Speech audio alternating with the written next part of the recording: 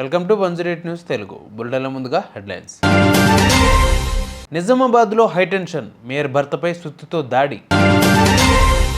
ఏపీలో ఉద్యోగులందరూ తొలగింపు, సర్కార్ కీలక నిర్ణయం. హైదరాబాద్ మెట్రోతో 6,000 కోట్ల నష్టం, సెకండ్ ఫేజ్పై ఎండీ ఎన్వీఎస్ రెడ్డి సంచలన వ్యాఖ్యలు. దేశంలోనే అతి పొడవైన గ్లాస్ స్కైవాక్ బ్రిడ్జ్, విశాఖ కైలాసగిరిపై నిర్మాణ పనులు షురూ. నా స్నేహితుడు మెక్రాన్ను కలవడం సంతోషంగా ఉంది. నిజామాబాద్లో హైటెన్షన్ నెలకొంది. నగర మేయర్ నీతూ కిరణ్ భర్త బీఆర్ఎస్ నాయకుడు దండు చంద్రశేఖర్పై దాడి చేశారు. పోలీసుల కథనం ప్రకారం జిల్లా కేంద్రంలోని నాగారంలో కార్పొరేటర్ కార్యాలయం దగ్గర చంద్రశేఖర్ ఆయన అనుచరులు నించుని ఉన్నారు. ఆటో డ్రైవర్ షేక్ రసూల్ అక్కడికి చేరుకుని దూషిస్తూ చేతితో ముఖంపై దాడి చేయడంతో చంద్రశేఖర్ కింద పడిపోయారు. దీనితో చంద్రశేఖర్ దవడ పైభాగంలో తీవ్ర గాయాలయ్యాయి. గాయపడిన చంద్రశేఖర్ని దగ్గరలో ఉన్న ఓ ప్రైవేట్ ఆసుపత్రికి తరలించారు. ఏసీపీ రాజవెంకటరెడ్డి ఆయనతో నిజామాబాద్లో మాట్లాడి వివరాలు తెలుసుకున్నారు. మేయర్ నీతూ కిరణ్ ఇచ్చిన ఫిర్యాదుతో పోలీసులు కేసు నమోదు చేసి దర్యాప్తు చేస్తున్నారు. ఏపీ ప్రభుత్వం సంచలన నిర్ణయం తీసుకుంది.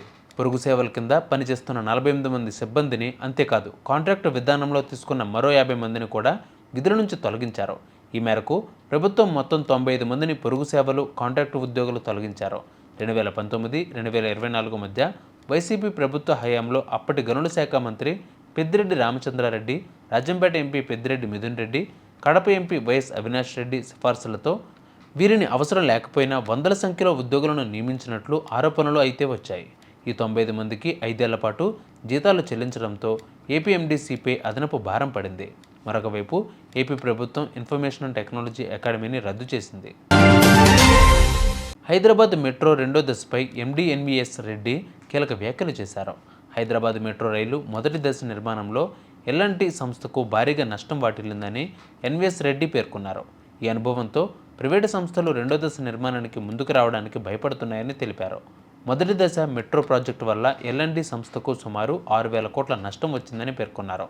ఏడాదికి 1,300 కోట్ల నష్టాన్ని ఎల్ఎన్టీ సంస్థ భరిస్తోందని ఎన్వీఎస్ రెడ్డి చెప్పుకొచ్చారు.